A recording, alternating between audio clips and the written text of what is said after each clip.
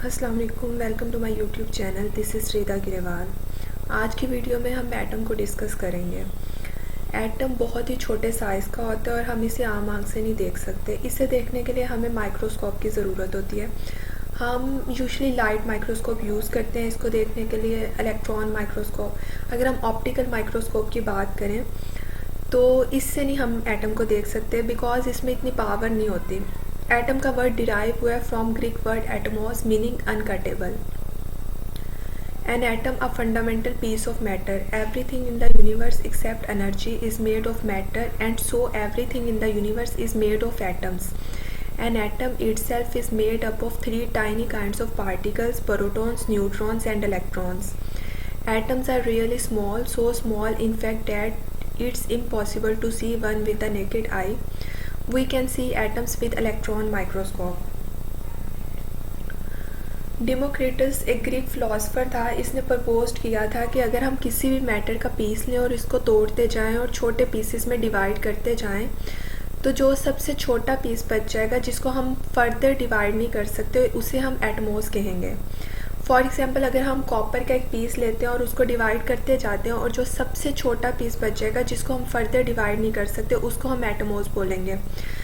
In fact atom तो इतना छोटा होता है कि हम उसे आम आँख से नहीं देख सकते, हमें उसे देखने के लिए माइक्रोस्कोप की ज़रूरत होती है। लेकिन बहरहाल डेमोक्रिटस का ख्याल था कि मैटर का जो सबसे छोटा पीस बच जाएगा जिसको मज़ीद नहीं हम लोग डिवाइड कर सकते, उसको एटमॉस कहेंगे। Democritus was a Greek philosopher who lived between 470 to 380. He developed the concept of the atom, Greek for invisible.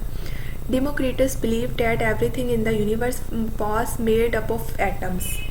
अगर हम स्ट्रक्चर ऑफ एटम की बात करें तो एटम के न्यूक्लियस में न्यूट्रॉन और प्रोटॉन होते हैं, जिनको हम न्यूक्लियॉन्स भी कहते हैं। और एटम के गिर्द जो शेल्स होते हैं उनमें इलेक्ट्रॉन्स रिवॉल्व कर रहे होते हैं। प्रोटॉन पर पॉजिटिव चार्ज होता है और इलेक्ट्रॉन पर नेगेटिव चार्ज होता है। किसी भी एटम में जितने प्रोटॉन होते हैं उतने ही इलेक्ट्रॉन होते हैं।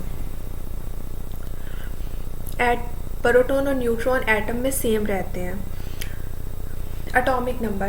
The atomic number or proton number of a chemical element is the number of protons found in the nucleus of every atom of that element. Atomic number क्या होता है?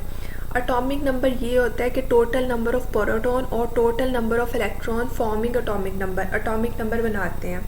या तो प्रोटॉन को ले लें या फिर इलेक्ट्रॉन को ले लें, क्योंकि किसी भी एटम में प्रोटॉन और इलेक्ट्रॉन इक्वल होते हैं। I am using word atom.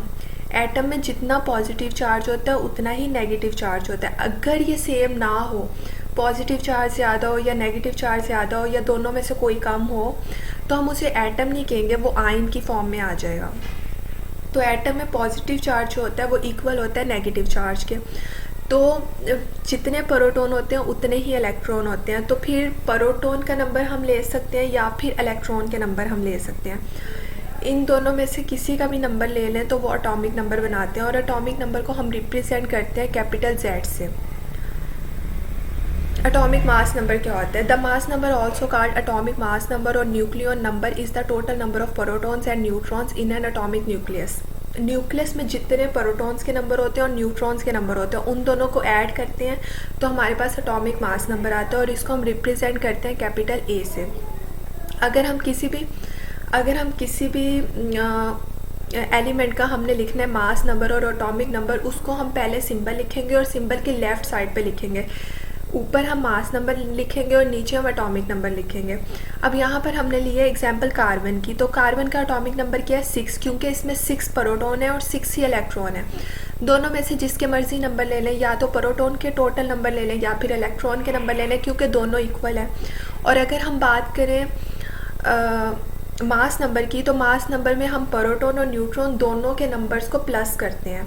तो इसमें 6 प्रोटॉन्स हैं और 6 न्यूट्रॉन्स हैं, तो टोटल 12 हो गया, तो मास नंबर 12 है।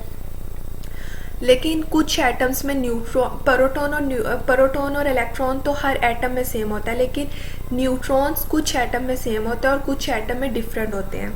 तो हम इसको एटॉमिक मास नंबर क्यों कहते हैं? बिकॉज इलेक्ट्रॉन का वेट बहुत कम होता है। It is very very very negligible. तो हम इसका वेट काउंट नहीं करते, हम न्यूक्लियस का वेट काउंट करते हैं। Only nucleons are count to form atomic mass.